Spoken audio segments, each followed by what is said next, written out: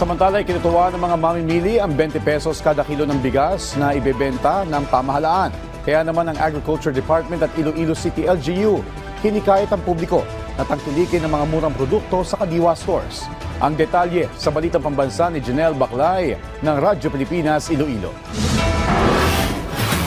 Maaga pa lang nakapila na si Kuya Edward sa Kadiwa store sa Iloilo City Hall. Nabilitaan niya kasi na may murang bigas na ibinibenta rito ang Department of Agriculture. Mas mayo kayo makasave ka sa imong pagpakal mo sa bugas. Kung regulado kamal. Si Tatay Rolly naman, ikinatuwa ang nalalapit na pagbibenta ng tig 20 pesos na kilo ng bigas sa Visayas. Malaking tulong daw ito lalo na sa mga kapo sa budget gaya niya. Si Mana, ang aton nga gobyerno mabaligya sang tag 20 pesos kada kilo nga bugas. Anong masiling mo? Kasi mayo gina. Kaya dako ito mabulig sa mga tigado. Oo.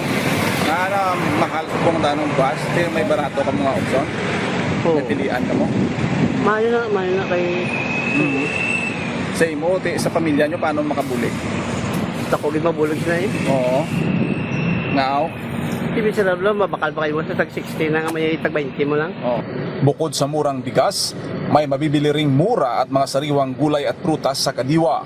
Tampok din dito ang mga produktong tatak Ilonggo ng mga maliliit na negosyante sa lungsod. Layunin ng Kadiwa na makatulong sa mga mamimili, mga magsasaka at maliliit na negosyante sa lungsod. Hinimok naman ng DA at LGU ang publiko na tangkilikin ang mga ibinibentang produkto rito. Mula sa Radyo Pilipinas Iloilo, Janelle Baclay para sa Balitang Pambansa.